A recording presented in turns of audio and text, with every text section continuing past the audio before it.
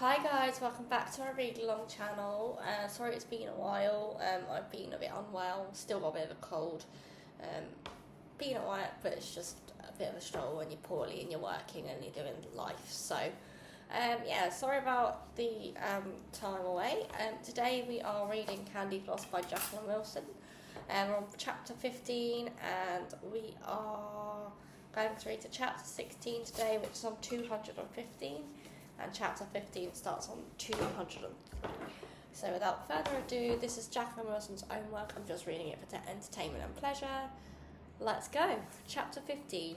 Mum rang early the next morning. I sat across Mum, cross-legged, stroking Lucky, while she told me that 1, she had a lovely tan already, 2, the shops and Victoria Arcade were incredible, 3, they'd been to a concert at the Opera House, 4, they'd walked over Harbour Bridge, 5, they'd seen koalas and kangaroos, but only in Sydney Zoo. 6, Steve was working wonders at the new branch and getting a great team together. 7, Tiger had taken his first staggering steps and had learned to say, "Good day." "So much has happened, Floss," said Mum. "So, darling, what about you? What's your news?" I took a deep breath. I didn't quite know where to start. "Are you all right, Floss? Oh, God, what is it? Dad looking after you okay?" Dad was looking at me anxiously as she spoke. I gave him a big smile and a thumbs up. "Dad's looking after me splendidly, Mum," I said. "Then what is it? How's everything at school? Are you up to speed with all your lessons? Is Rhiannon still being friendly?" "Everything's fine at school. Mrs. Horsfield's being especially nice. Rhiannon's being especially nasty, but I don't care because Susan and I are best friends now. She's coming over to play on Saturday." "How will your dad look after you both when he's got the cafe to run? How is the cafe? Are you getting any more customers?" I thought hard. I didn't want to lie to Mum, but I didn't want to tell her the whole truth either. "Dad's coping," I said, "and he's expecting lots more customers soon." "That'll be the day," Mum said unkindly. "Oh well, Flossie, take care, my little love. I'll ring you next week, okay?" I covered the phone with my hand and mouthed to Dad, "How can Mum ring next week? We won't be here."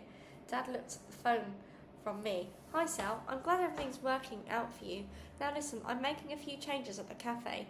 We're going to have a different phone number. I'll let you know. What? "Oh, just general changes. Keeping up with the times, aiming at different customers. Yeah. Yes, lots. Yes, of course. Floss wears clean socks every day. And yes, I think she washes her hair." "What?" "Hairdresser. I think she looks cute, all curly. Listen, Sal, we've got to go now. She'll be late for school. Bye now." He put down the phone and mopped his brow. "Phew," he said, flopping back in his chair as if someone had let all the air out of him. I came and climbed on top of his lap. He went, "Phew," again, acting it out, while I sighed. "I'm so bad," said Dad. "I should tell your Mum exactly what's happening. But if I do, she'll insist you join her in Australia." "Of course I should insist that's what you do. In fact, I am insisting." "Well, we'll phone your Mum back and come clean and tell her." No. I insist all you like, Dad, but I'm staying, okay?" I looked at the clock. "Though I'd better be off right this minute or I'll be late for school. Mrs. Horsfield was so kind to Susan and me yesterday, and I don't want to let her down." Dad let me slide off his lap, but we kept hold of me by the shoulders. "What's all this about Rhiannon being nasty to you?" I shrugged my shoulders under Dad's hands. "Oh, she's just being a bit mean," I said. Understatement of the century.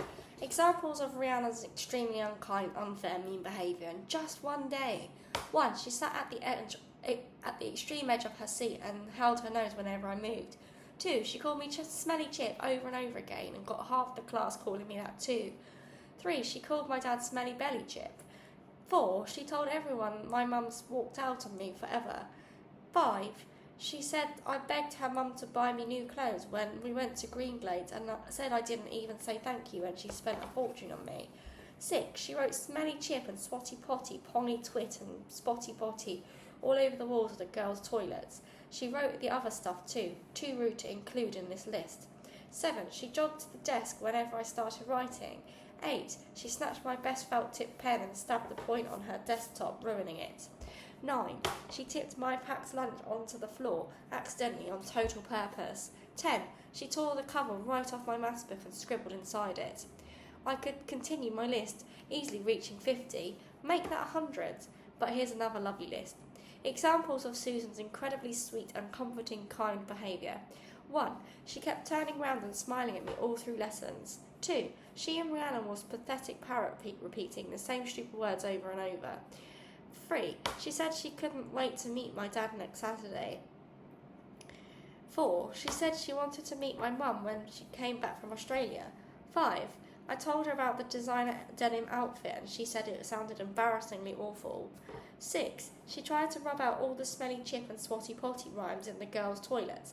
They remained clearly visible because Rhiannon had used biro, so Susan got her thickest black marker pen and scribbled right over them.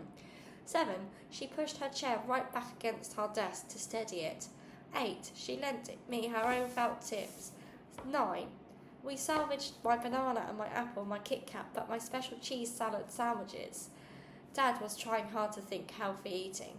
Spattered over the floor, grated cheese and tomato slices and little leaves of lettuce covered in dirt. Susan shared her tuna and sweet corn sandwiches with me, and they were delicious. She also gave me half her apricot yogurt, taking turns with the spoon, and a little bunch of black grapes.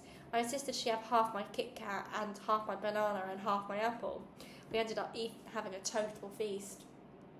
After lunch, Susan mended my maths book with sellotape, while I drew a picture of 2 girls, one serious with specs and shiny brown hair, one smiling with crazy yellow curls. They were writing an elementary sum on a giant piece of paper. 1 adds 1 equals 2 best friends. I stuck my picture over Rhiannon's scribbles and my maths book was good as new, better. When I had to hand in my maths classwork for marking, Mrs. Horsfield smiled and shook her head at the picture. This gave me courage. Mrs. Horsfield, I was thinking, I said earnestly. I wish you would think more about your maths, Floss, said Mrs. Horsfield, going cross, cross, cross against each sum. Oh dear, I said. No, the thing is, Mrs. Horsfield, I wonder if I could move desks so I could sit next to Susan. It wouldn't cause any major disruption, seeing as Susan doesn't have anyone sitting next to her. What about Rhiannon, said Mrs. Horsfield. I think she'll be very pleased not to have me sitting next to her, I said. Yes, I gather you two have fallen out big time, said Mrs. Horsfield. You girls, you have more dramas than a soap opera. So is that a yes, I said. I'm going to have to think about it. If I let the desk change, I'm going to have a whole posse of girls wanting to swap places. Probably half the boys will start too. Oh, please, Mrs. Horsfield. Look, I've already done you and Susan an immense favour yesterday. You can't trade on being my special favourites, you know. Are we? I'm a very good teacher, and we all know very good teachers don't have favourites. But if I did, you two might be contenders. Now, run along. I'll have a little think about you and Susan and your seating arrangements. Meanwhile, see if she's any better at teaching you maths than I am. Susan did try and show me stuff, but my mind wouldn't stay still and concentrate properly. We'd start on this sum about 6 men digging a hole in a field. I wonder why they were digging this hole. Was it going to be a swimming pool? I saw them in dusty jeans digging like crazy. Then one of them got a hose pipe filled with the pool with sparkling water, and they all stripped off and jumped in, splashing each other and spouting water like whales. So what do you think the answer is, Floss? Susan asked. I stared at her because I'd forgotten all about the question. Susan sighed and rolled her eyes, imitating Mrs. Horsfield. Could you just concentrate, Floss? I'd much sooner concentrate on you coming round next Saturday, Susan. We'll be in a bit of a mess because Dad and I are moving out on Sunday. It still doesn't seem real. Nowadays, I keep getting this weird feeling that my home life had turned into the longest, oddest dream. I felt like a boat that had lost its anchor, and now I was bobbing out to sea, and the waves were getting bigger and bigger. It felt much safer when I was at school because that mostly stayed the same. I was late for school that morning, 10 whole minutes. I crept into the classroom and whispered to Mrs. Horsfield that I was very sorry. She wasn't really cross, but she did shake her head and sigh at me. It made me feel really bad. You're such a teacher's pet, Smelly Chip, Rhiannon hissed. Anyone else would have got really told off. It's just because old Horsey's sorry for you. That's the reason anyone's ever nice to you. That's why my mum made me invite you round last Saturday. I didn't want to come. You're no fun. You're a total loser, just like your sad, fat, smelly-belly Chip dad. You shut up about my dad, I hissed. She didn't shut up. She said it again. She added bits, poking at me with her ruler. I suddenly snapped. I grabbed the ruler and poked her back hard, right in the ribs. Ow! Rhiannon screamed. Mrs. Horsfield got to her feet. For goodness sake, stop that screaming, Rhiannon. I've been stabbed, Rhiannon shrieked. Let me have a look, said Mrs. Horsfield, sighing. She came over to our desk and looked at Rhiannon's front. She pressed gently all around Rhiannon's waist. I think you'll survive this savage attack, Rhiannon, she said. She picked up the ruler. I take it this was the weapon involved. It hurt, said Rhiannon. I'm sure it did, said Mrs. Horsfield. She looked at me. Were you the culprit, Floss? I nodded. I thought Mrs. Horsfield would shake her head and sigh at me and maybe tell us both off a little, but it wouldn't be serious. But she didn't shake her head or sigh. She put her hand on her hips and looked very, very, very serious. Flora Barnes, I'm ashamed of you, she said, coldly. I'm very disappointed that you're behaving so badly nowadays. I'm sorry, Mrs. Horsfield, I whispered. Sorry isn't good enough. I can't keep making excuses for you. You walked into the classroom 10 minutes late and you don't concentrate properly when you are here. I'm going to have to think of a serious punishment. I bent my head, burning all over. I wanted to lay my head on my desk and weep.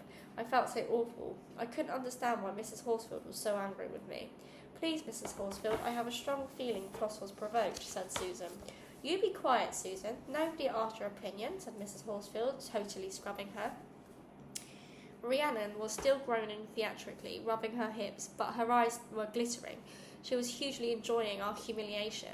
Poor Rhiannon, said Mrs. Horsfield. I won't have you teasing and tormenting her any longer, Flora. Gather up your books and pens and pencils, please, and put them all in your school bag and stand up. I stared at Mrs. Horsfield. Was she sending me to the head for the whole day? Was she suspending me? Was she expelling me? The whole class was silent, stunned. Even Rhiannon looked startled. I shoved my stuff in my school bag, my hands fumbling. I stood up, shocked and shaking. Right, I'm going to move you away from Rhiannon, seeing as you can't behave nicely sitting next to her. Now, where can I put you? Mrs. Horsfield seemed to be looking all around the classroom for a spare seat. There was only one empty chair. Mrs. Horsfield looked at Susan's desk. She pointed to it. Well, Flora, you'd better sit here for now, Susan. Move the other desk forward as far as it will go, right away from Rhiannon. That's it. I'll have you both beside my desk where I can keep an eye on you. There now, sit beside Susan, Flora.